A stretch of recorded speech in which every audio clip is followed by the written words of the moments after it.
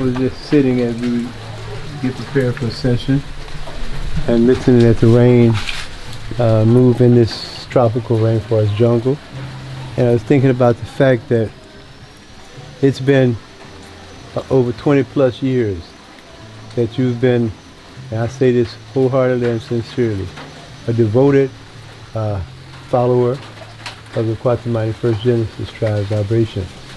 As a matter of fact, you've been deep in it, and the reality is that there's been a lot of changes in your life from the times that you were very stubborn, very hard-headed, opinionated, and kind of want to do what you wanted to do, which is just the nature of self.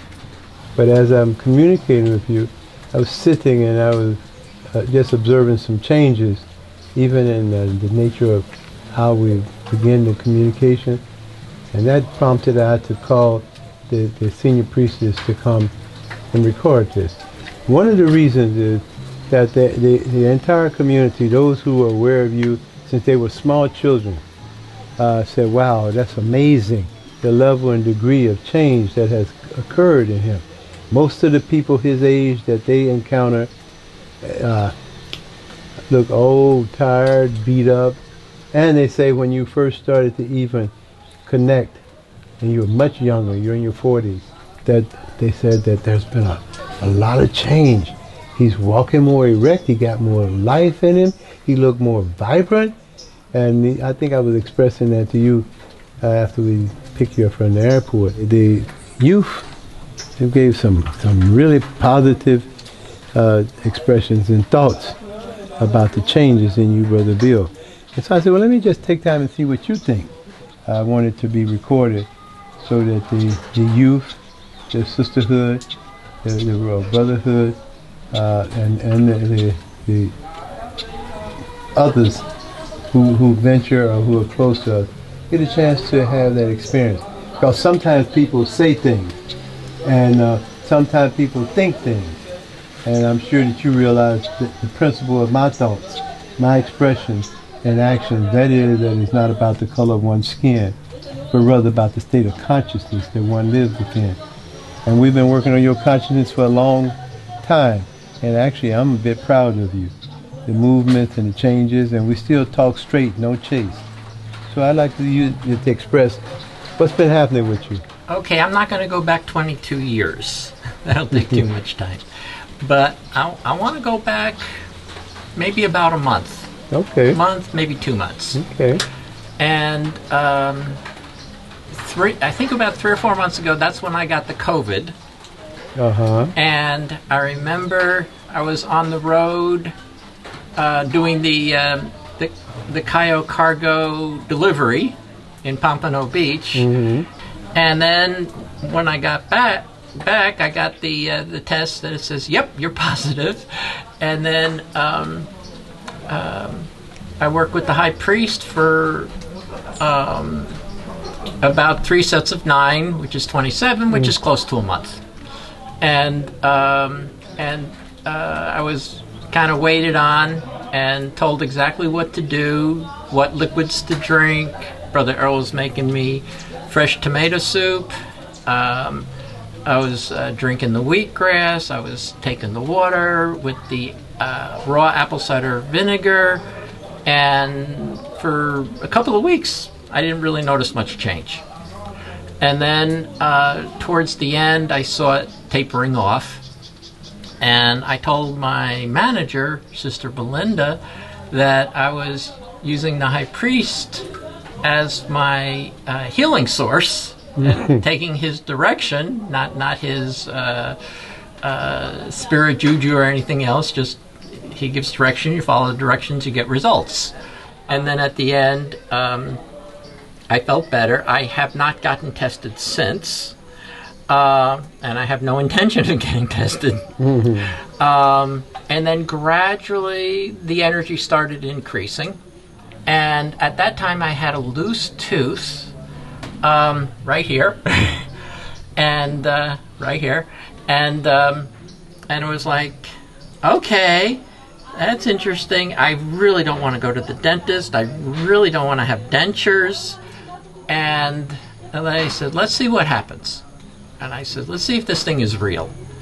Because I haven't heard of anybody healing a loose tooth with a natural diet. Never heard of it. Never heard of it. And so Brother Errol was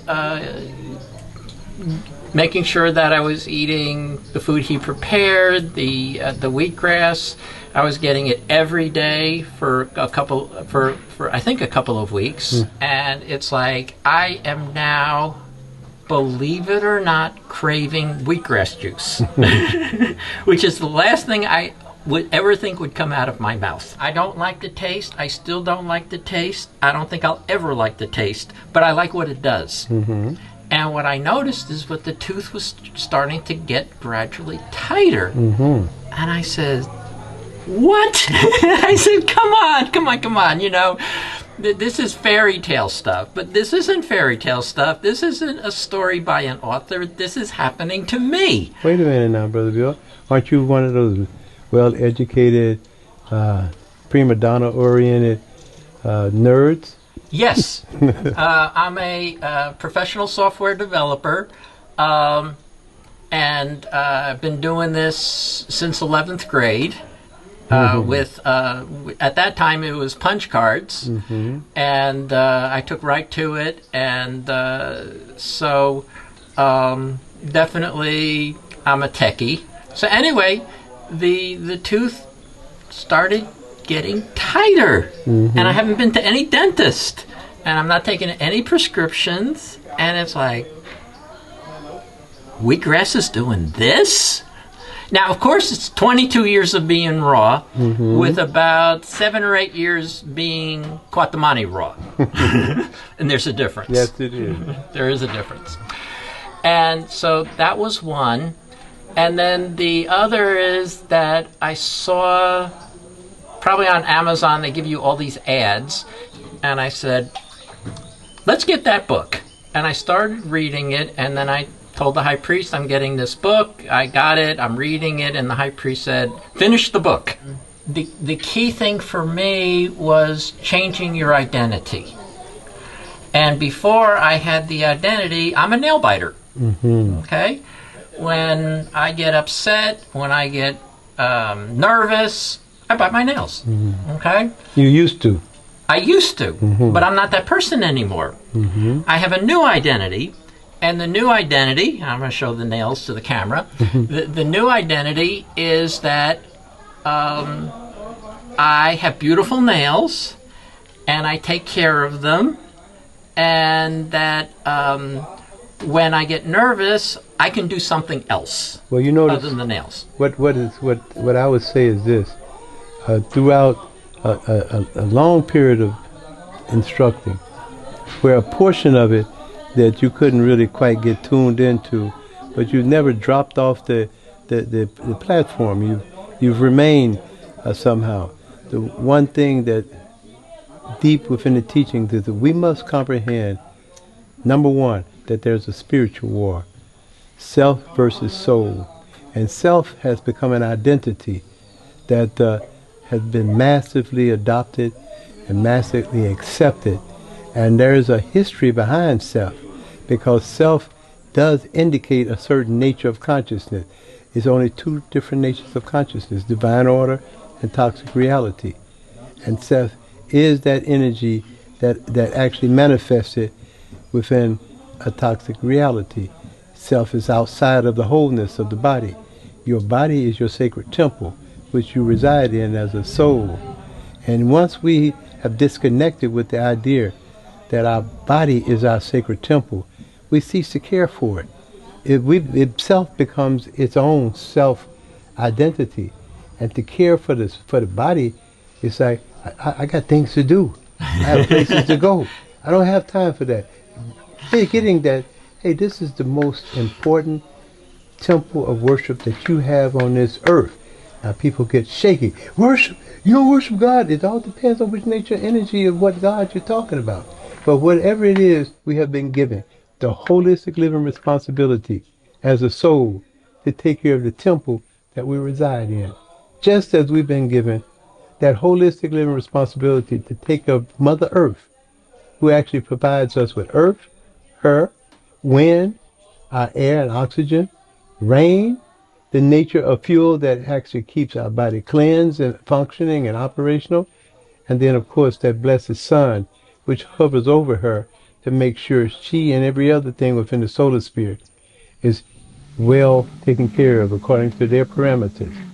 You started by explaining to us a few things about where you were at this point in time in this 2022 December.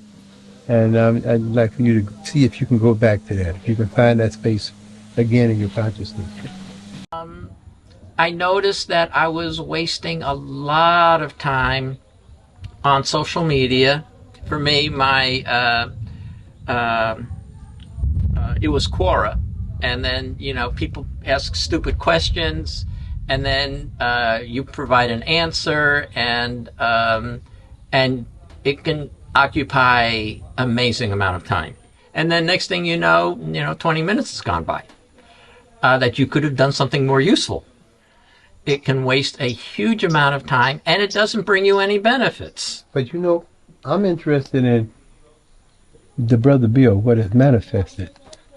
You see, when we started, what you expressed is that, let me start off by accentuating the positive. I said that's where you do at all points in time.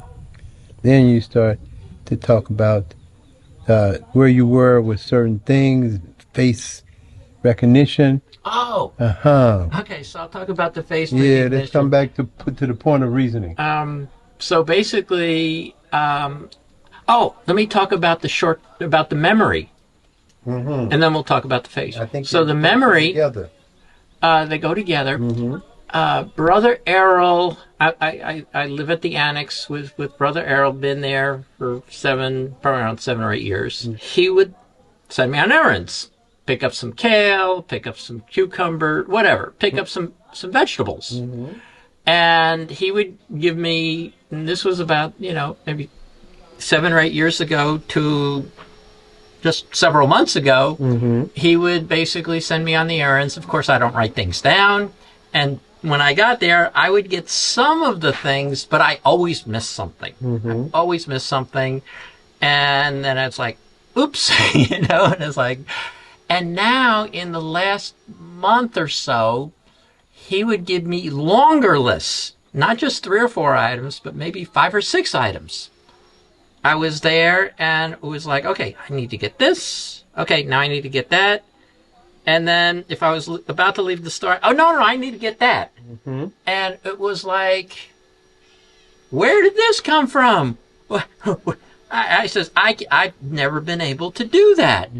And all of a sudden, it was, and I was able to do it consistently. And I said, what?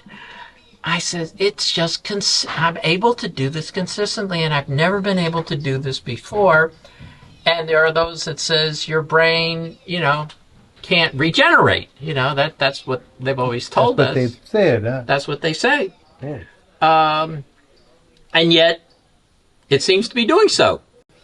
I can't argue with the evidence. The evidence is there in my own flesh and blood. And the other thing that I notice is that with mosquito bites, they're basically gone in a day. Especially if I don't bother them. They're there, they bother me, in a day they're gone. And then what happened is that all the times that I've been coming here, I would try to guess who's in front of me, and I was batting around 0.000. It's like I wasn't catching anybody. And this time, I did it again, and the first 3. I got exactly right, and I'm around 50%, batting 500. And for a baseball player, batting 500, you're very good. You're very good. And for Brother Bill going from 000 to around 500 is amazing. And that I'm starting to the part of the brain that does facial recognition is almost like a seed germinating and blossoming. Mm-hmm. It's the only face I could recognize, no matter what. Mm-hmm. No hesitation, no question, no issue. I could recognize the high priest. And there was something else you had brought up time back. And, you know, I used to have to address people when we're in sessions or gatherings and etc. with different people from different walks of life. They would say something. I said, well, you know, we have to keep in mind that Brother Bill is colorblind. He's literally colorblind.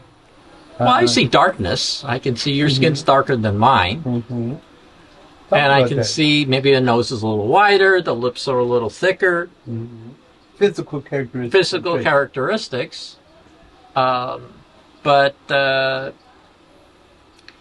And then one of the things is I've always, if I get interrupted, I can lose my place. That hasn't been overcome yet. You know, I've been actually testing you on it. It sounds like you're doing a whole lot better. A whole lot better. I've never been able to do that. Yeah, well, you see. But I still feel that basically socially, I'm a 3-year-old in a 69-and-a-half-year-old body.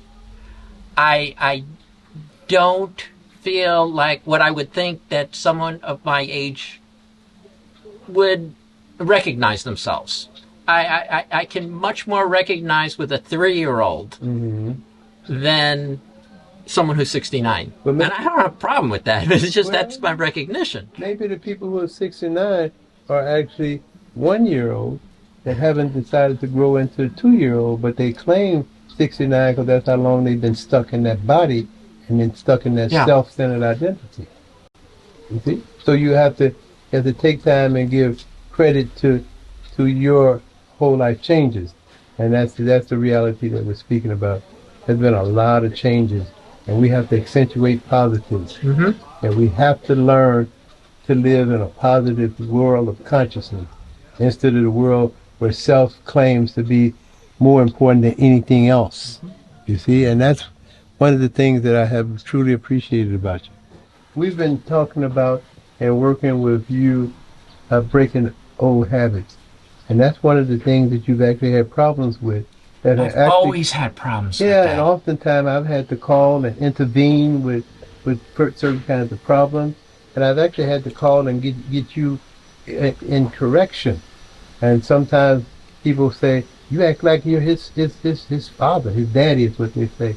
I said, well, the truth and reality is, as his elder, my responsibility, if I'm going to actually assume that role, is to give him directions that's going to help him forward his life.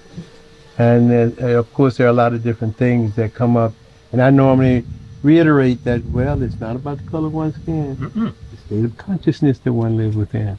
Mm-hmm. And that's something that has to be comprehended, understood by each and one of us.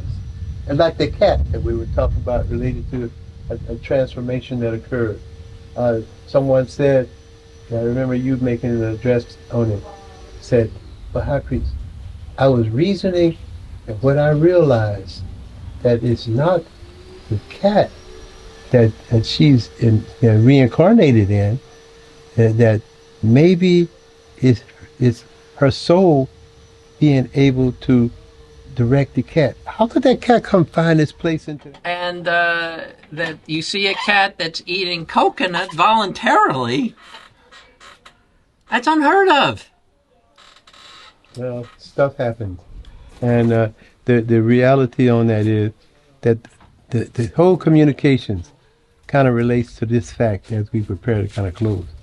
Because you have a class today. Mm-hmm. I think we've had the undergraduates class, you've had the elementary, you had the basic class on food preparation, and the seniors class, and on and on. And every once in a while you need a refresher. And today you have a refresher class scheduled. This class on cutting it was like there was part of me that says, the old me that was like, uh-oh, you cannot do this. Run, run, run, because it's like you're wasting your time. You know, why are they giving you this class? You never could learn it before. And then I kept saying myself, not quite convinced, that says you could do this.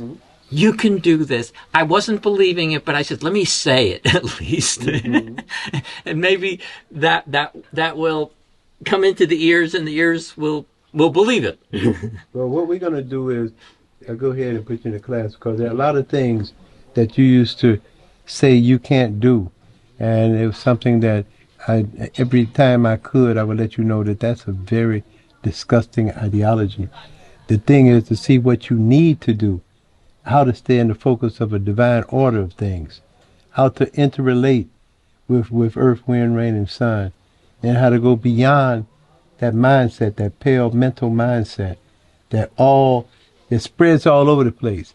And to recognize when we're talking about the cat, and for you to be able to come up with a different kind of reasoning, that's a part of your learning curve.